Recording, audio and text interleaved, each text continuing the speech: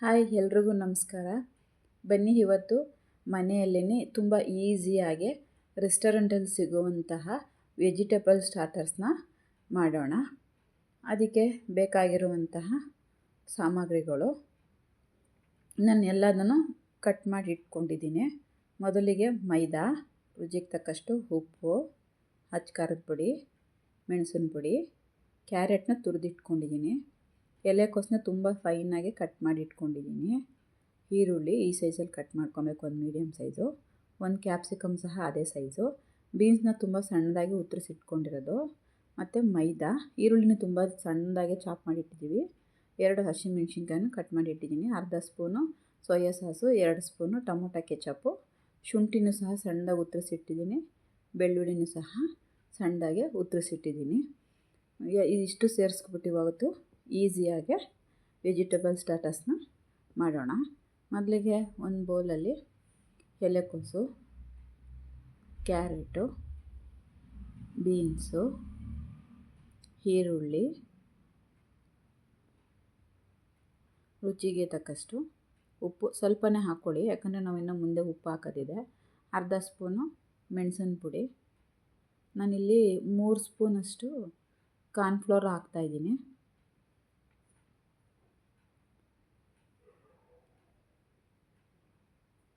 2 spoon ಮೈದಾ,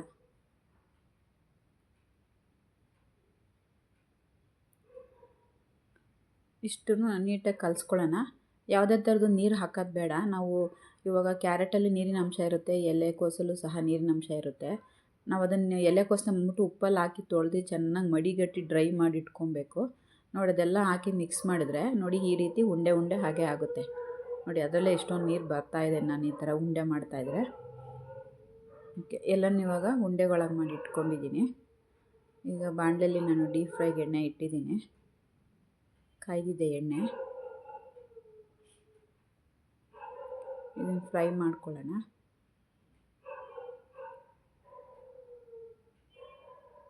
ಇನ್ನು ಸ್ವಲ್ಪ ಆಗಬೇಕು. ಆಗಿದೆ ಇದು. ನೋಡಿ ಎಷ್ಟು ಚೆನ್ನಾಗಿ ಕಲರ್ಫುಲ್ಲಾಗಿ ಕಾಣ್ತಿದೆ. ರೆಡಿ ಇದೆ. ಓಕೆ, ಇದನ್ನು ಸೈಡ್ಗೆ ಇಟ್ಕೊಳ್ಳೋಣ.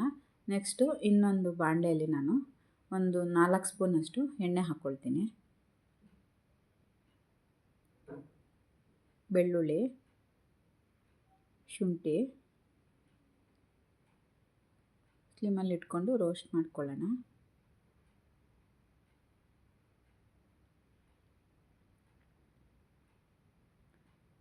ಈರುಳ್ಳಿ ಅದೊಂಥರ ದೊಡ್ಡದಾಗಿ ಚೆನ್ನಾಗಿ ಕಾಣಿಸುತ್ತೆ. ಅದು ದೊಡ್ಡದಾಗಿ ಹಾಕ್ಕೊಬೇಕು. ಹೋಟೆಲೆಲ್ಲ ಸೇಮ್ ಹಾಗೆ ಕೊಡೋದು. ಕ್ಯಾಪ್ಸಿಕಮ್ ಹಾಕ್ಕೊಳ್ಳೋಣ. ಸ್ಟಾರ್ಟರ್ಸ್ ಅಂದರೆ ಹೀಗೆ ಅಲ್ವಾ, ದಪ್ಪದಾಗಿರುತ್ತೆ. ಹೋಟೆಲ್ ನಾವೇನೋ ಆರ್ಡ್ರ್ ಮಾಡಿದಾಗ ದೊಡ್ಡ ಹೋಟ್ಲಲ್ಲಿ ಈ ಥರ ಕೊಡ್ತಾರೆ. ನಾನು ಅರ್ಧ ಸ್ಪೂನ್ ಅಚ್ಚ ಪುಡಿ ಹಾಕ್ತಿದ್ದೀನಿ. ಅರ್ಧ ಸ್ಪೂನು ಮೆಣಸು ಹಾಕ್ತಾಯಿದ್ದೀನಿ. ನಾವು ಆಲ್ರೆಡಿ ಅಲ್ಲಿ ಉಪ್ಪು ಹಾಕಿರೋದ್ರಿಂದ ಇಲ್ಲಿ ಸ್ವಲ್ಪ ಉಪ್ಪು ಹಾಕ್ತೀನಿ. ಟೊಮೊಟೊ ಕೆಚಪ್ಪಲ್ಲೂ ಸಹ ಉಪ್ಪಿರುತ್ತೆ. ನಾನು ಇಷ್ಟು ಹಾಕಿದ್ದೀನಿ. ನೀವುಗಳು ಮಾಡಬೇಕಾದ್ರೆ ಅದನ್ನು ಟೇಸ್ಟ್ ನೋಡಿ ಉಪ್ಪು ಹಾಕ್ಕೊಳ್ಳಿ. ಸ್ವಲ್ಪ ನೀರು ಹಾಕ್ಕೊಳ್ಳೋಣ.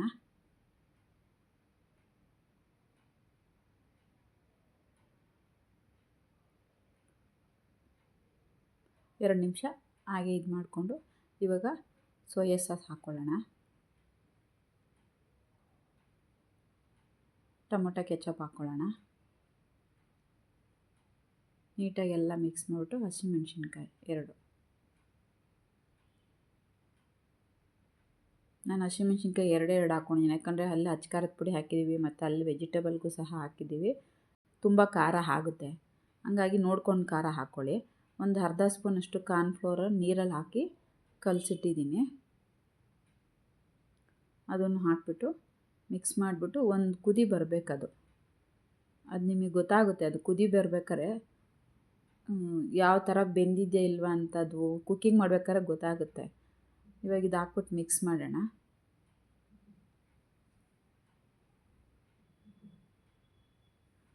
ನೀವು ನಿಜವಾಗ್ಲೂ ಮನೆಗಳಲ್ಲಿ ಮಾಡಿ ತುಂಬ ಚೆನ್ನಾಗಿ ಬರುತ್ತೆ.